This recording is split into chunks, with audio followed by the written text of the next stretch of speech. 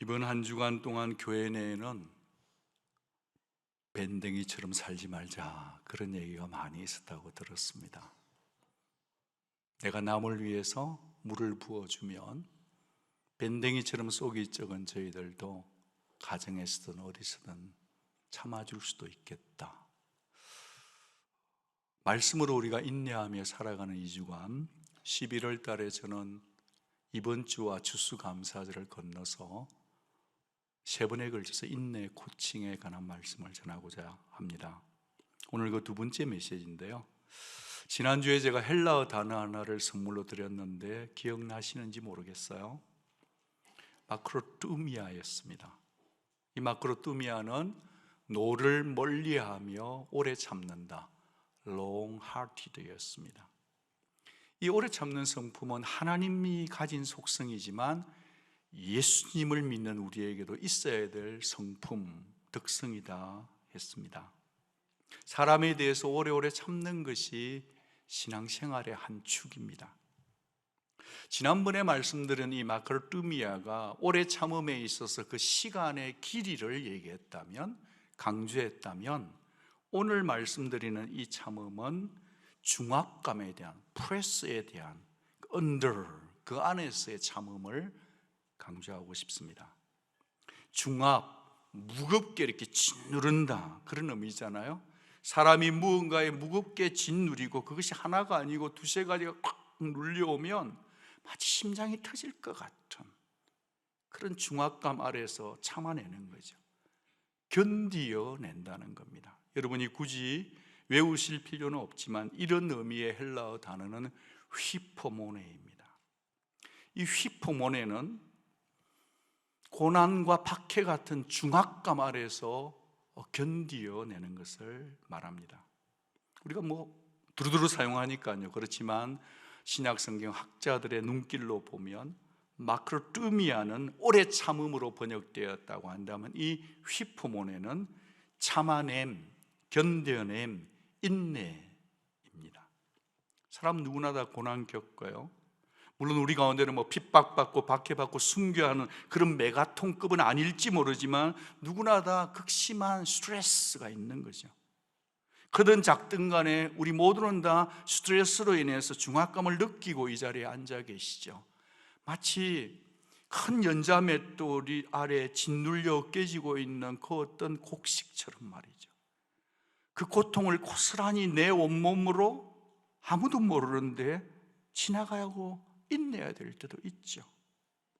선택의 여지가 없어요. 피할 곳이 없어요. 엑시스이 없어요. 그런데 버텨야만 하는 그 인내가 휘포모네입니다. 이 휘포모네는 그 아이콘이 예수 그리스도 십자가입니다. 우리 주님의 인내가 휘포모네였습니다. 인내는 하나님이시지만 사람이 되신, 하나님이시지만 사람이 되신 예수님의 성품 중에 있었던 것, 휘포모네 인내입니다. 바울은 데살로니가 후서 3장 5절에서 성도들 향해 이렇게 말했습니다. 주께서 너희의 마음을 인도하여 그리스도의 인내에 들어가게 하기를 원한다.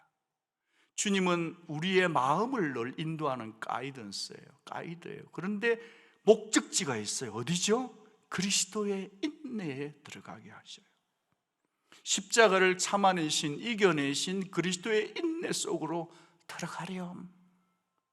베드로 사도는 이렇게 말했습니다. 모든 예수 믿는 성도들은 고난을 위해서 부름받았다. 부름받았는데 고난을 위해 부름받았을 뿐 아니라 인내하도록 부름받았다는 거예요. 성도는 두 가지의 초청을 받은 거예요. 고난받도록 부름받았을 뿐 아니라 인내하도록 부름받은 이중적인 두리를 가진 존재들입니다.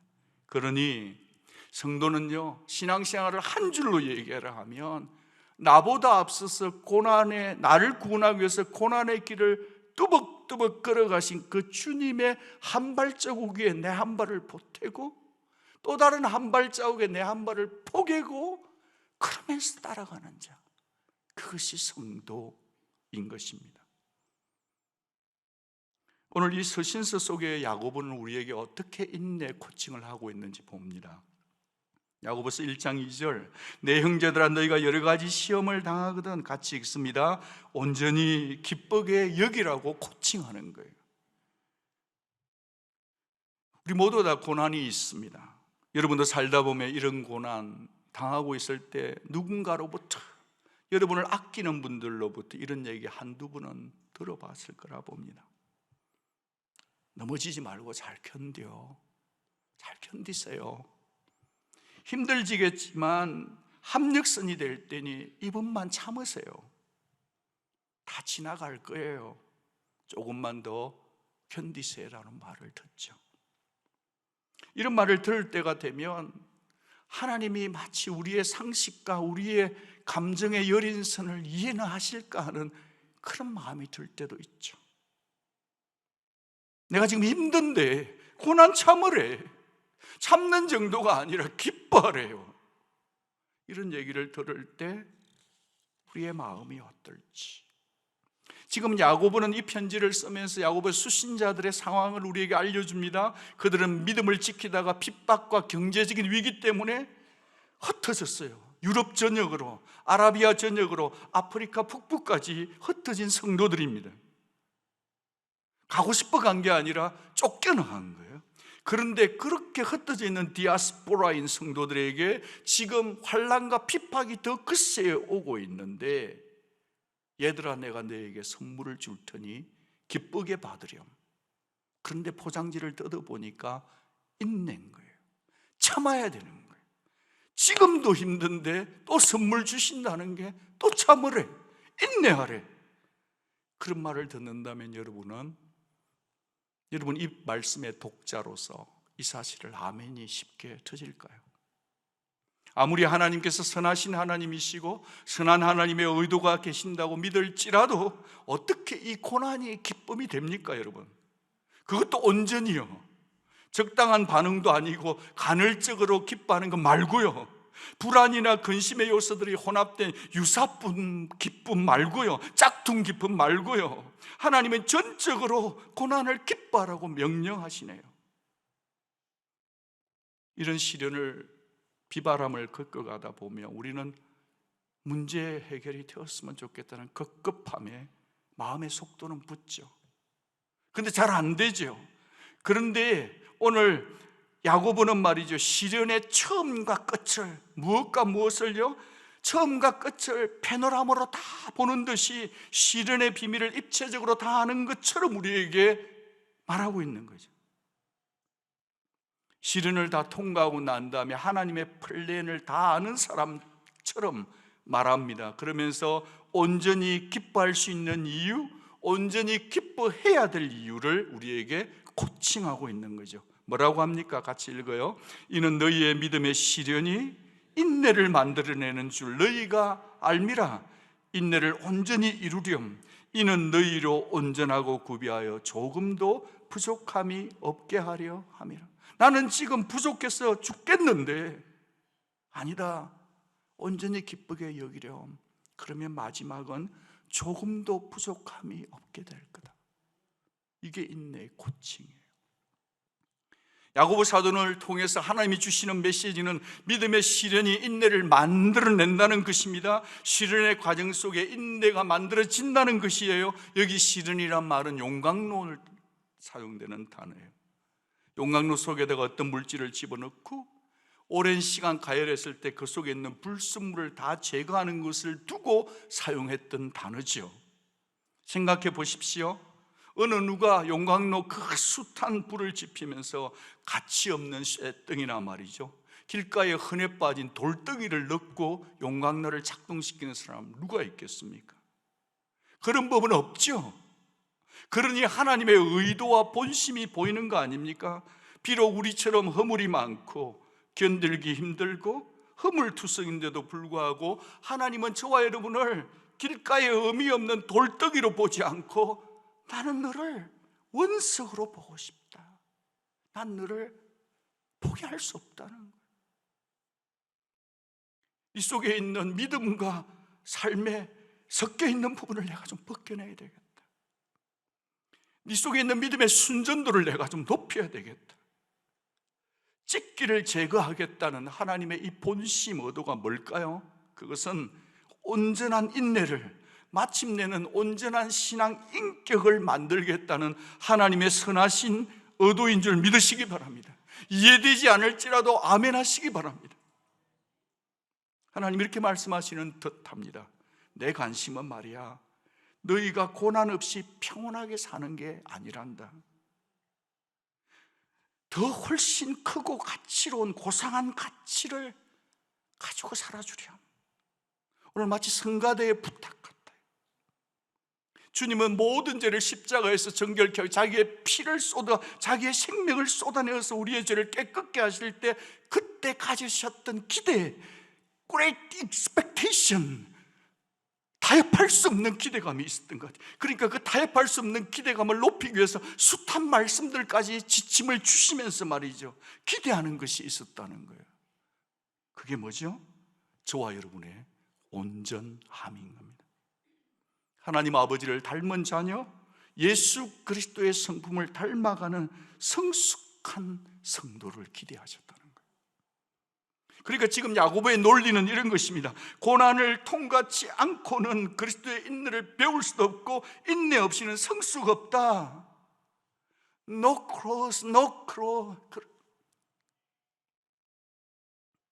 no cross, no crown, no pain, 아닌 거죠. 인내는 참거나 견뎌내는 힘인데 말이죠, 이 본문은 우리에게 어떤 시험이 어떻게 인내를 만들어내는지 구체적인 디테일 매뉴얼을 설명치 않습니다. 어느 작가가 이런 말을 적어놓았습니다. 시련은 절대로 극복하는 게 아니다. 극복하려 들면 항상 지게 되어 있다. 시련은 견디는 거다, 버티는 거다. 세상 작가의 글이었습니다. 반은 동의가 되었어요. 견딘다는 점에서는 동의가 되지만, 그런데 무작정으로 내 힘으로 견뎌내라고만 추궁하고 다그치기만 한다면 우리 중에 과연 버텨낼 자가 몇이나 되겠습니까? 그러나 오늘 말씀 속에는 4절에서 그럼에도 불구하고 4절은 이렇게 말합니다. 인내를 온전히 이루라. 마치 우리가 참고 견뎌야 되는 것처럼 보이지만, 그런데요, 이 원어의 원래적인 뉘앙스는 차이가 있습니다. 딱 한 끗 차이인데, 조사 하나 차이인데 차이가 있어요. 이 인내를 온전히 이루라는 의미는 이렇습니다. 같이 한번 읽습니다. 시작. 인내가 온전히 역사하도록 하라. 인내를 이루라고 하면 우리가 하는 것이 되지만, 인내가 한다고 한다면 주체가 다른 사역동사예요. let us예요. 여러분, 인내를 내가 이루려고 하기보다 인내가 나를 이루어 줄 수 있도록 좀 자리를 만들어 주시면 좋겠습니다. 인내가 작동할 수 있도록 나 자신을 좀 내어주고 가로막지 말라는 것. 인내가 여러분 속에 역사할 수 있도록 가로막지 말라는 겁니다. 무슨 말이죠? 성도의 인내 속에는 하나님의 간섭하심과 개입이 있다는 것입니다. 우리 성도들 가운데 정말 가족력 가운데 길고 긴 모진 병의 헬스 이슈, 우리 가운데 개인 의사가 10명, 12명 되는 분도 계세요. 그런 긴 여정, 끝이 없는, 터널에 끝이 안 보이는 그 속에 걸어가는 분도 계시고, 이거 막으면 저거 터지고 저거 막으면 이거 터지고, 우리 속에 경제적인 부분도 어떻게 마지막에 물리면요 심장 터질 것 같은, 남에게 말할 수도 없는, 여러분을 둘러싸고 있는 숱하게 많은 무거운 다양한 그 스트레스들을 말이죠. 이제 조그만 돌 하나만 더 올려도 내 심장이 터질 것 같은데 허락도 없이 계속 올려지는 그 어떤 스트레스의 중압감들, 가족일 수도 있고 사랑하는 자일 수도 있고 내가 미워하는 자일 수도 있고, 우리가 불편해하는 그 어떤 것으로부터, 그 상황, 그 사람, 그 조건, 그 무엇이 돌 하나만 더 올리면 터져갈고 넘어지고 싶은 우리들 속에, 그 짓누르는 상황 속에서도 하나님이 함께 한다는 것을 믿으시기 바랍니다. 하나님의 함께 하심을 믿지 않으면 우리 모두는 다 아마 못 견딜걸요. 데살로니가후서 3장 5절을 같이 한번 읽어요. 주께서 너희 마음을 인도하여서 하나님의 사랑과 그리스도의 인내에 들어가게 하시기를 원하노라. 여러분, 이 말씀이 얼마나 균형 잡혀 있고 이 말씀이 얼마나 편협하지 않습니까? 여러분, 주께서 너희의 마음을 인도하여서 그리스도의 인내에만 들어가게 한다면 우리는 죽을 지경이에요. 못 견뎌요. 그냥 팍 던지고 싶을 때가 있잖아요. 근데 주님은 하나님의 사랑 안으로도 들어가고 그리스도의 인내도 간져주려. 사랑이 좋아 보이는 것 같지만 사랑만 받으면 철이 없어. 사랑 플러스 인내만 받으면